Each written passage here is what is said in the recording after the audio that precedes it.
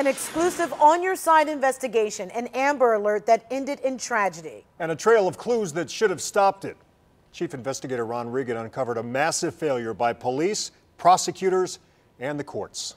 Well, that's right. She was a young mother shot to death, her baby kidnapped, an ex-boyfriend on the run. But who killed Caitlin goes far beyond pulling the trigger. 911. We think our daughter's missing. 911, what's your emergency? Okay, where would your daughter go?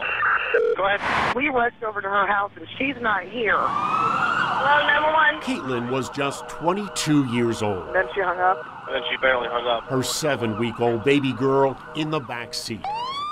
And Caitlin's ex-boyfriend We have a lot of history with this guy. about to make good on a promise. She was shot? Yes, she's out. Okay, She shot her at least 5 times. Okay, he shot her 5 times. You saw him shoot her.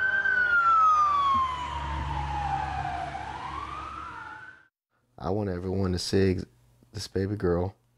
I want them to know that her mother could have been here. If it wouldn't have been for multiple failures of police agencies and people just continually looking the other way. Looking the other way, time and time again. Our investigation found the path Dakota Stiegel pursued for years was as deadly as the road he traveled last March, when finally striking again for the last time. So the day I die, I will carry in my heart that my baby got horrifically murdered for no reason. Caitlin's father now has custody. Stiegel committed suicide, but we found a pattern of violence allowed to continue for more than 2 full years. Who's trying to kill you? Caitlin first calls for help November 2014. My ex-boyfriend tried to stab himself and he was having me down on the ground trying to stab me also. Stiegel left behind his blood-soaked sweatshirt and a terrified Caitlin. What's your name, honey? Caitlin. Caitlin? Yeah. Stiegel had stabbed himself in the chest. He was committed for a mental health evaluation. 3 months earlier, at the county fairgrounds, he was arrested for throwing chunks of concrete in a crowded parking lot. But Stiegel's explosive temper would surface again and again. Almost certainly. I mean, there's been many threats from Dakota on Kate's life. Caitlin's aunt remembers one of them. I'm going to make you lose your job, then I'm going to kill you, and then I'm going to kill myself and I'll be done. That's what he told her. By 2015, arrested again, trying to steal wine. Then, a few months later, Stiegel explodes again in a drunken rage, punching Caitlin in the left eye.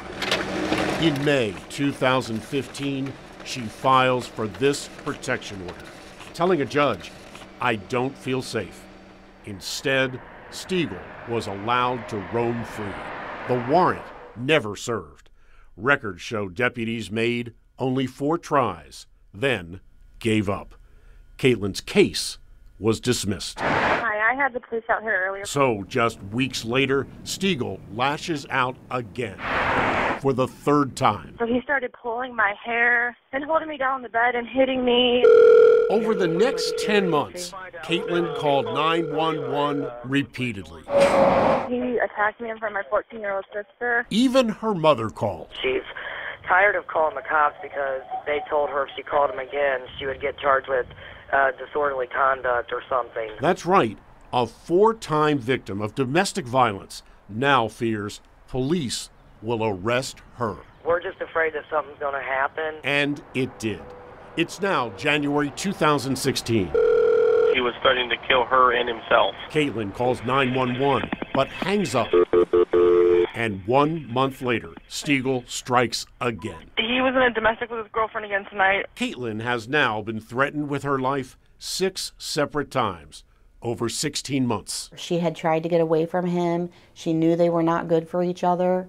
But at the same time, she was still trying to be a friend to him because he did threaten to commit suicide multiple times. Then, 2 weeks later, Stiegel sends Caitlin a series of threatening text messages. Her uncle calls police. I have got a guy that is claiming that he is on his way to kill my mother and grandmother. Stiegel now claims he's outside. He claims that he has a gun and he's coming there to kill them. 3 days later, growing increasingly unstable, Stiegel barricades himself inside his apartment. Depressed, wants to commit suicide. But despite repeated threats and beatings, police, prosecutors, judges, and probation officers could not stop Stiegel from striking again and again, until one night. Is the female still there with you? Last March. Yes, she's dead.